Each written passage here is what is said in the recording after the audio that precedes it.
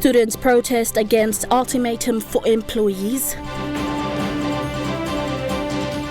Mining companies adhere to vaccination protocols. And addressing gender-based violence in communities. This is National EMTV News with Helen Seah. Good evening and thanks for joining us for Monday's news. With the increased number of gender-based violence in the country, a group of volunteers in partnership with CIMC are doing their bit to help raise awareness on the community level.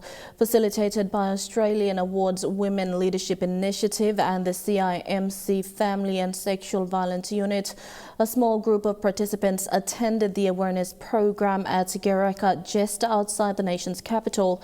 They shared information on gender-based violence and came up with solutions to the problems faced in the community. The Gender-Based Violence Awareness Program targets women and girls who are often the victims of GBV. The awareness program covers various topics, and that includes types of gender-based violence, what causes it, and who to go to if they are faced with the issue.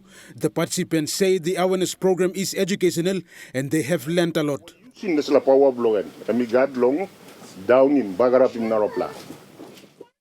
Have identified the differences of violence.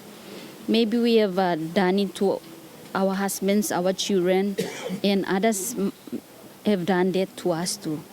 So I am really thankful for this. Na em good pla lo mi pla mama too where mi pla sa face this kind of something now mi pla got some steps where mi pla can take him to solve him this problem inside the community. Thank you. Facilitator Clara Sam was part of the Australian Awards Women's Leadership Initiative program. After completing their training in Australia, they were asked to initiate a community project as a way of giving back to their community. The awareness program was put together in partnership with CIMC Family and Sexual Violence team, who have been in the forefront of addressing the issue. She says GBV stands out to be a serious issue affecting mostly women and girls. And the COVID-19 pandemic has been a contributing factor to the rise in gender-based violence in the country. We proposed the idea that we wanted to do it on a community level because we felt that gender-based violence is prevalent in our society, at the community, because not much of the information that's been circulated at that level trickles down into the community. So we thought that our program would bridge that gap or be that link.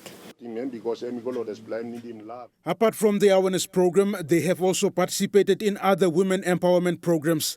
Last year, they presented 30 sewing machines to selected women groups, opened bank accounts and carried out financial literacy training for women.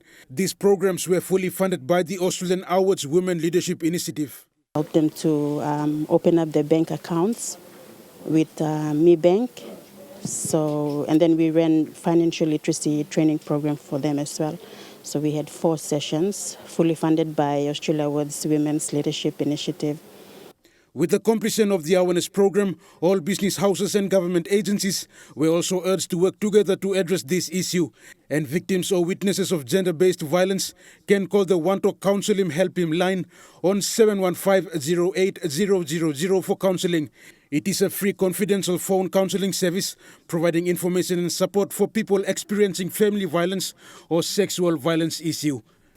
We're at the time where you as an individual have to assess and give back and whatever resource that you have. So because I also come from a community and from a family base and from a house line, I feel like it starts with me and it takes a village to actually educate the village. Rayon Lakingu National, EMTV News. Mining and petroleum companies are encouraging their employees to get vaccinated as precautionary measures against COVID-19. And while the debate for no jab, no job continues between employees in the private sector, it has become a standard operating procedure for mining and petroleum companies. Since the rollout of vaccinations against the COVID-19 pandemic in Papua New Guinea, mining and petroleum companies are urging mine workers to be vaccinated due to the enormous pressure to continue operating mines amidst the pandemic. Mining companies have taken the approach to safeguard their employees and their families. Vice President of the PNG Chamber of Mines and Petroleum, Richard Kasman, has reminded mine workers of the need to continue work amidst the pandemic. It's not an ideal situation, but I know many companies are working on their own protocols and processes in how to optimize and continue this ongoing work. Colleagues, if you're not fully vaccinated, I urge you all to consider being vaccinated. You protect yourself, your family, your co-workers, your communities. And you're going to contribute to working in a less restrained environment. Mining companies like Octedi Mining Limited and Barrick New Guinea have released statements and images of their employees getting vaccinated. In 2020, almost all major players in the resource sector recorded a massive drop in their expected revenue collection. While this has affected the level of output for individual companies, it has also affected the national government's revenue for the year 2021. Where you work is in isolated, sparsely populated communities. And if we inadvertently take, for example, the Delta variant, we'll decimate the communities.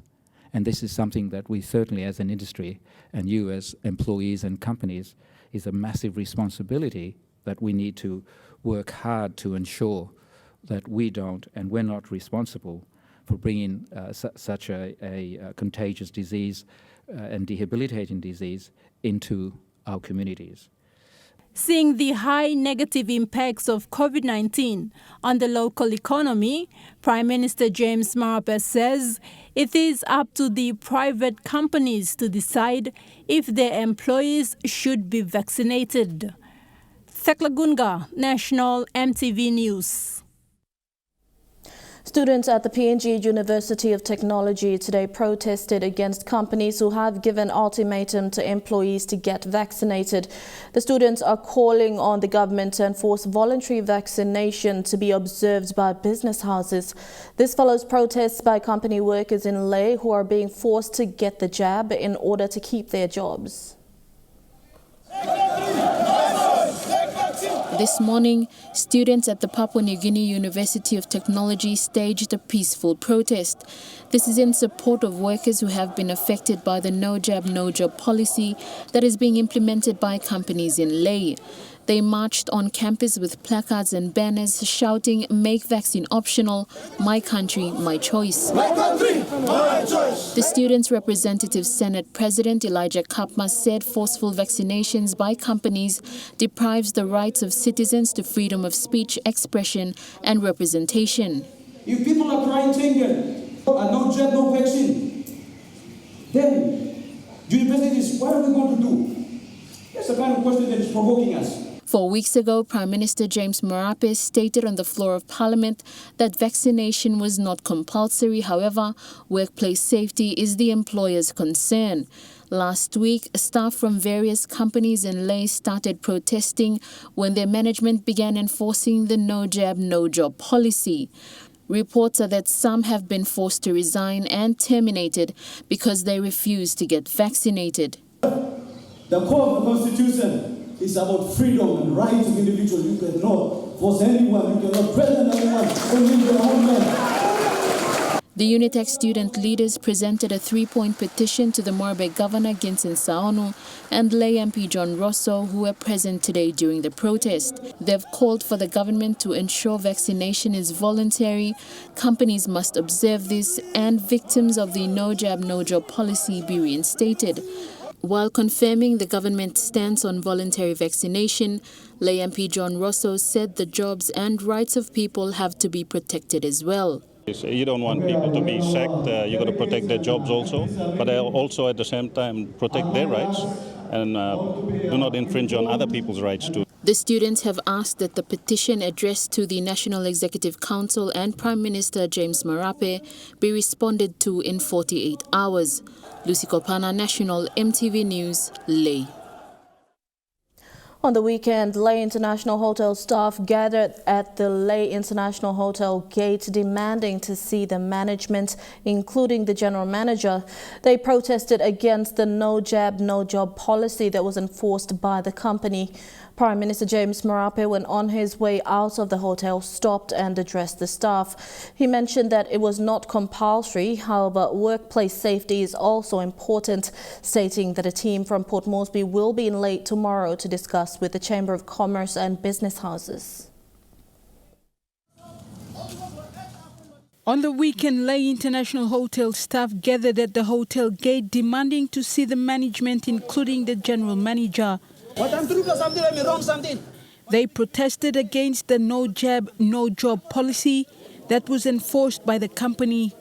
According to staff, some have already been terminated and others forced to resign. We got 4 beginning Orthodox school, so because now we work on After 2 hours, hotel owner Sir Bob Sinclair walked out to address the staff. What I'm going to say is there has been no talk of anybody getting dismissed, no talk of you've got no job in the future. We've said you get vaccinated for your own good and for the good of our clients. If you don't want to get vaccinated, that's your prerogative. That's your decision. I understand that. Last week, several companies in Leh started imposing the no jab, no job policy on staff, including Mainland Holdings, Prima and Raumai, amongst other companies. Staff raised concerns that they are being forced by employers to get vaccination when the government says it is voluntary. Last week, Thursday, Prime Minister James Marape was asked to comment on this issue while attending the Wafi Development Forum in the Bulolo district. This was his response. We need companies to work, and if they're looking at exercising workplace safety, that's another issue. But we've already issued instruction now that every company that works in our country needs to be tolerant to people's choices. So we'll find out in terms of what has happened, and I'll get back to the workplace as well as to the country through a media release. On Friday, whilst leaving Leh for Kimbe from Leh International Hotel, Prime Minister James Marape stopped to address the frustrated workers who were standing with placards outside the gate. He said vaccination was not compulsory. However, work policy safety for companies is also important. You know, you're not going to force your man to get him vaccine and not the policy stuff. Excuse me. That's all. Me like making one talk to Libla. One on workplace underneath. All work on the law call him Workplace Safety Act. All line employers, all the feelers right long company the work get now law safety arrangement and stop too. The Prime Minister said a team from Port Moresby would be in Leh tomorrow to discuss this issue with the Chamber of Commerce and business houses. Tuesday, Controller David Manning, our team lo Moresby I'm checking my line the workplace or talk of one and talk along. So how about those who have been... Further questions from the media regarding this issue weren't answered by the Prime Minister. Julie Badui, Owa, National EMTV News, Leh. Air Niugini is expected to contact passengers who purchased tickets to Sydney, Australia from September 8th to October 30th for a rebook. Due to recent outbreak of Delta variant in New South Wales, the Australian government has placed further restrictions on the number of passengers arriving in Sydney. Air Niugini, in a statement released this morning, says for the next 2 months, the number of passengers travelling into Sydney will be cut by 40%. You're watching National EMTV News. We'll be back with more stories after these messages. Stay with us.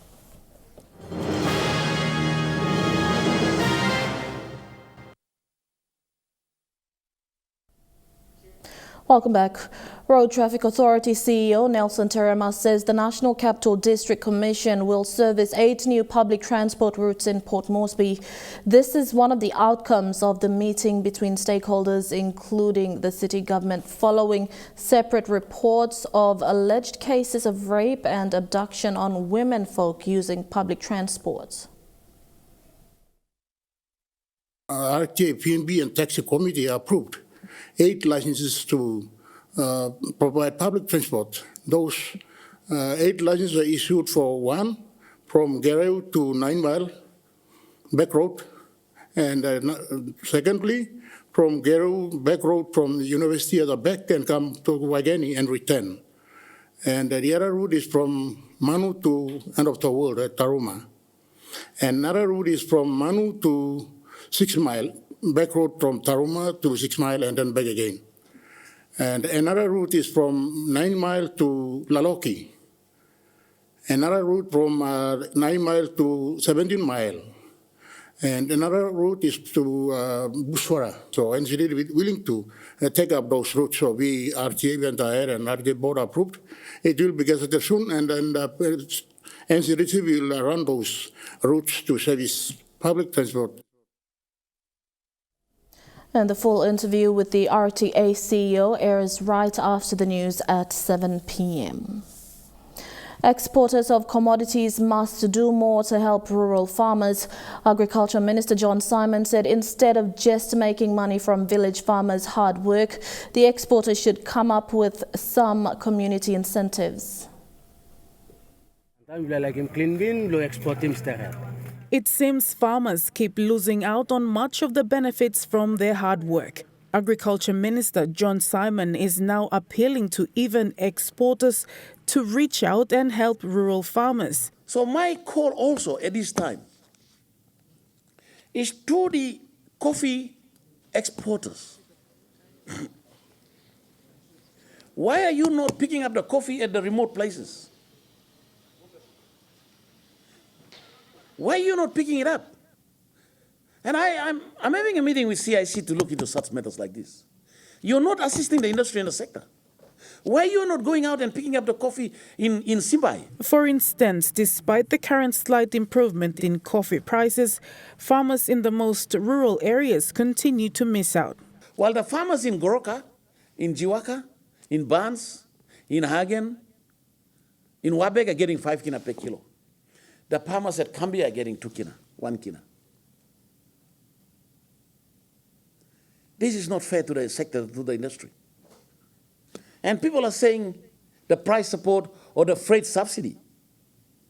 But, I'd like to explain this. FOB is 13 kina. 13 kina. So the exporters, how much money you want to make? While some provincial and district governments have subsidized freight costs, the farmers still don't get the maximum benefit. The minister suggests that district development authorities should now step in and help farmers through the creation of business arms. This will allow the districts to set up buying points at the most rural areas, so instead of farmers wasting more money on transport costs, the district takes care of that. The minister has established this concept in his district, which has proven to be effective. I am buying all the cocoa. Most of my farmers are producing cocoa. We're buying the cocoa, we're paying 3 kina per kilo to all the wet bins. We're picking it up. We got a business arm that is established under the district. Maprik Investment Limited is picking up all the cocoa. Then we're the ones that's keeping the cocoa. We send the farmers away with the money, and we look at export. So I have applied for an export license for cocoa. So we will export our own cocoa. He calls on everyone involved in the agriculture sector to work together to help rural farmers get the maximum benefit they deserve. Shamit Boreambeb, National EMTV News. Papua New Guinea should take advantage of the sudden downfall of the coffee production in Brazil and increase investment in coffee. Agriculture Minister John Simon said this is the time more support should be put into coffee production as the free on board or FOB price is expected to further increase.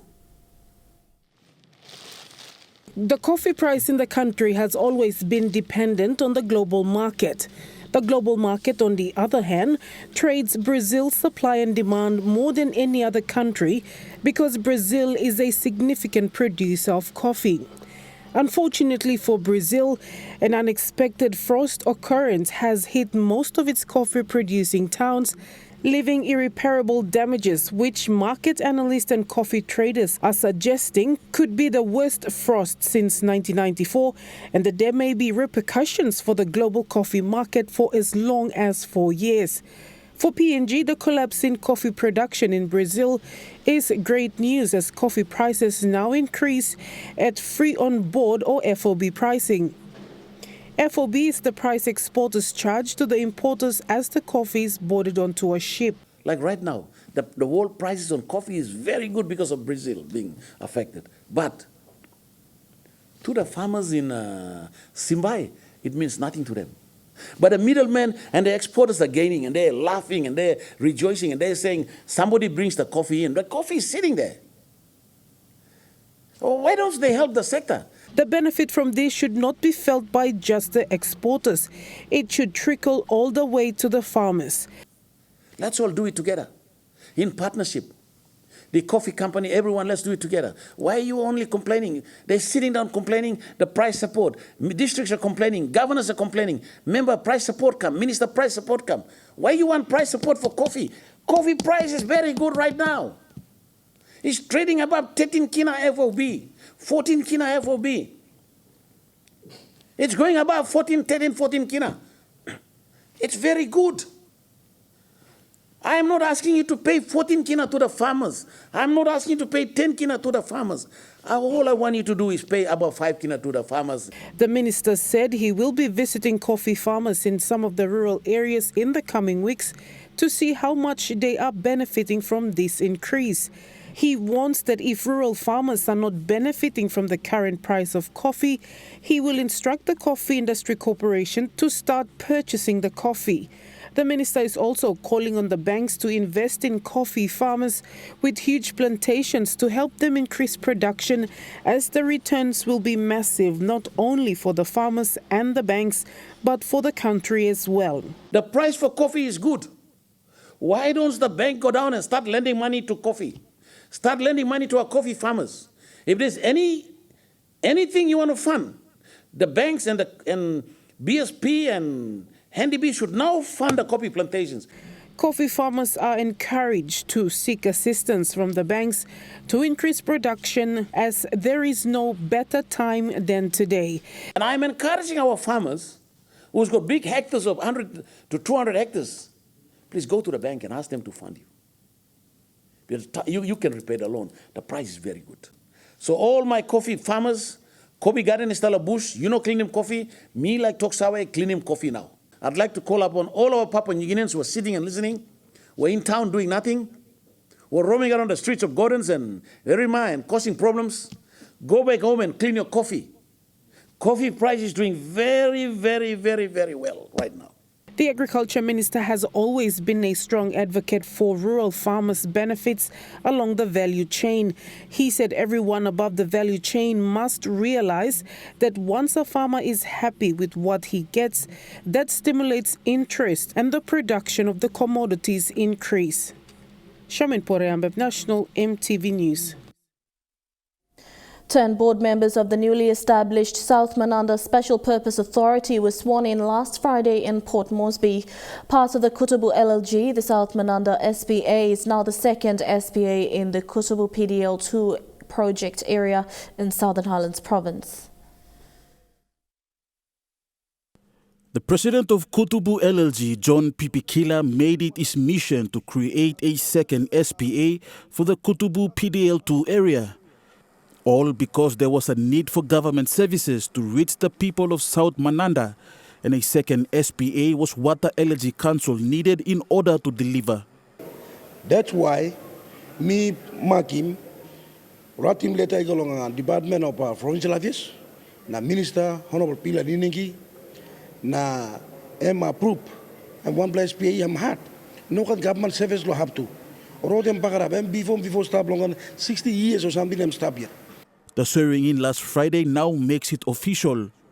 The SPA will work under the LLG Council, including key partners like Oilsets Limited and the government.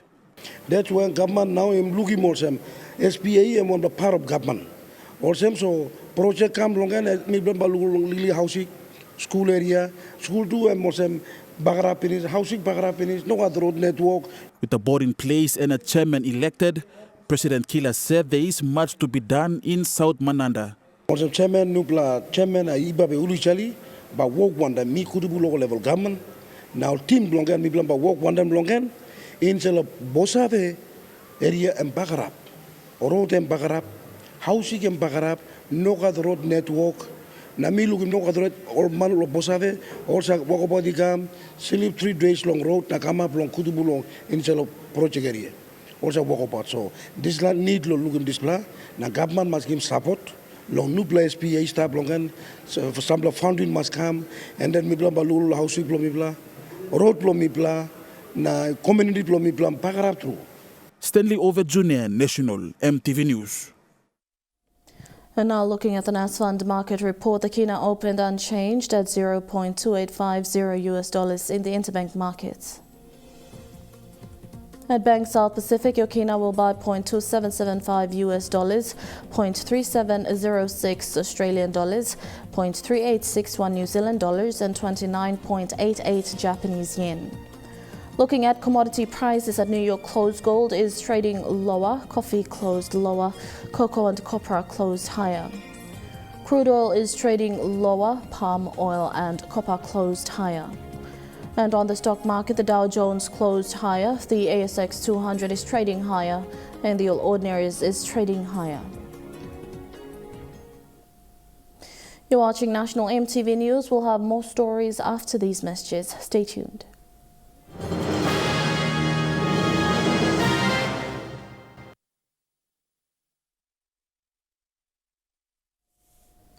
Welcome back to the news. MAPEX Training Institute opened its Popondetta campus over the weekend.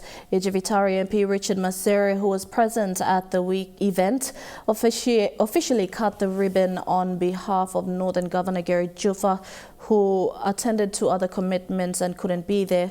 Masere welcomed MTI to our province and announced plans to arrange a meeting with the management of the institute to create a long-term pathway for students from his district in Ejivitari to study with MAPEX. Meanwhile, Sohe MP Henry Amuli committed an installment of 250,000 kina for the first intake of students for this year. Amuli says he's committed to ensure Sohe students are enrolled for training every year. The University of Goroka will establish an open campus in Port Moresby. This was announced during the signing of a memorandum of agreement with the Asia Pacific Institute of Applied Social, Economic and Technical Studies. Courses for the open campus will be held at Apia sets located at Hohola. The University of Goroka, formerly the Goroka Teachers College, became a fully fledged university on March 25, 1997. Since then, the university has been offering programs like education, science and technology, and humanities. The signing of the MOA will see EOG and Asia Pacific Institute of Applied Social, Economic and Technical Studies collaborate to bridge the gap between university and grade 12 education. So with these arrangements that now that we have, we will be able to deliver some of the University of Goroka's higher learning programs. They will be also here delivering the same programs. We will be in partnership with them. So if they do a diploma program, like say for instance business studies or accounting, if they take up business studies and accounting diploma with us, they could be easily able to access the degree program with University of Goroka. If they do the diploma in education, primary teaching here, they should be able to access Bachelor of Education to the University of Goroka. Now this agreement will pave the way for them. The open campus will offer 4 diploma programs and 2 bachelor programs. 4 diploma programs, diploma in business management, diploma in business accounting, diploma in early childhood, and diploma in tourism and hospitality.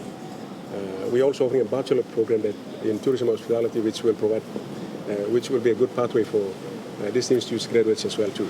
So our requirement is 2.25 and above. But University of Goroka Vice Chancellor Dr. Ten Waninga says top students will continue to do third and fourth year at the Goroka campus.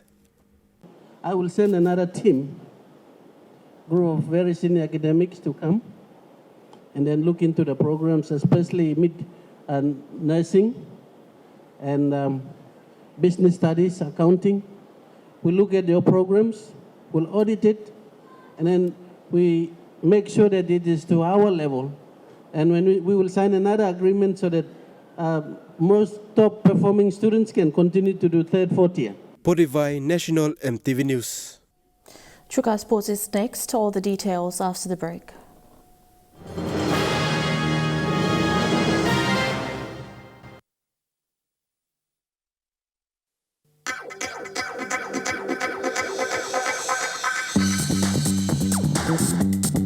Trukai Sports.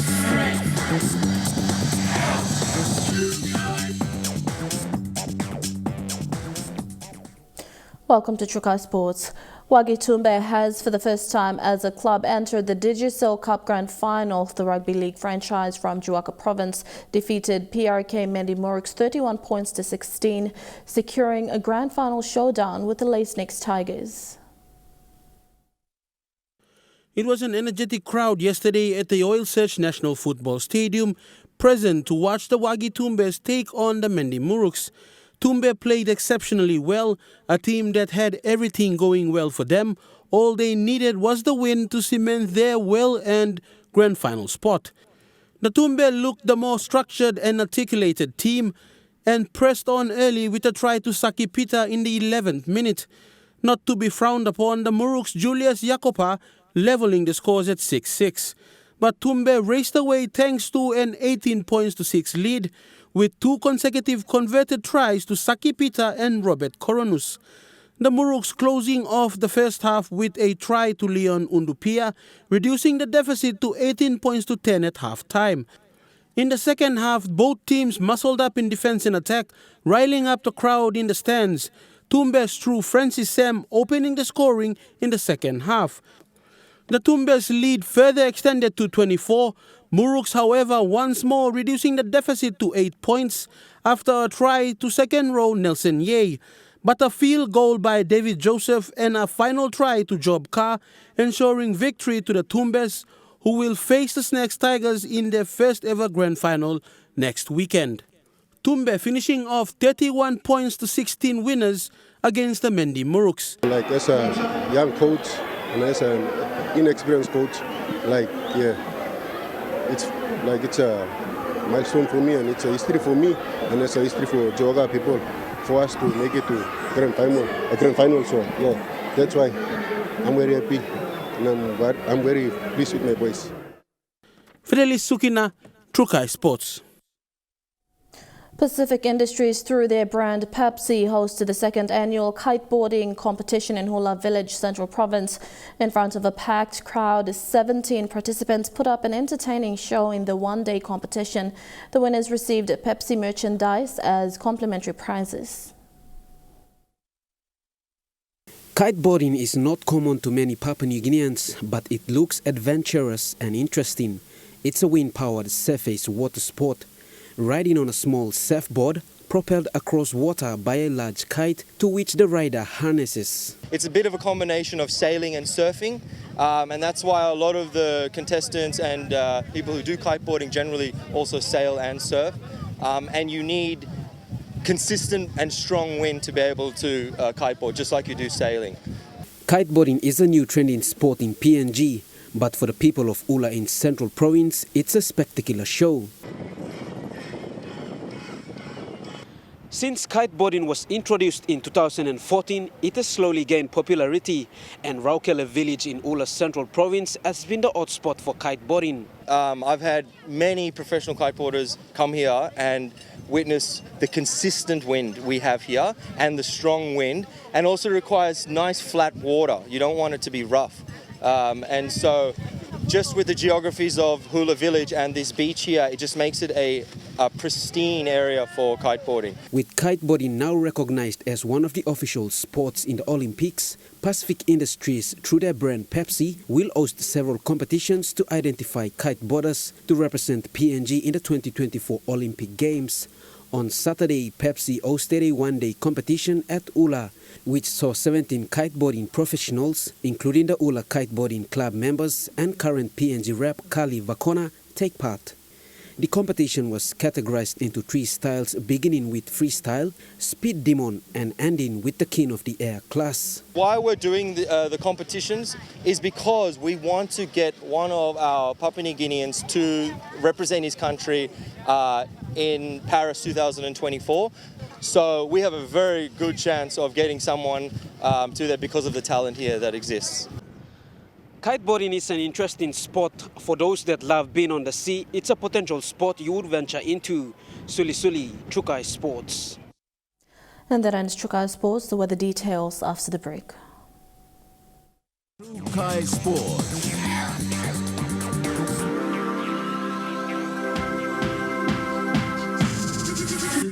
Chukai Sports. This weather update is proudly brought to you by MoniPlus, with you always. A look at the weather forecast for tonight and tomorrow in the southern region. Only cloudy with a bit of rain showers in Port Moresby and Popondita.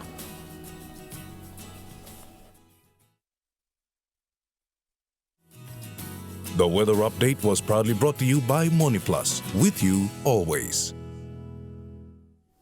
And that's been the news, sport and weather for today, Monday, 6th of September 2021. Until next time, pleasant viewing, be safe and good night.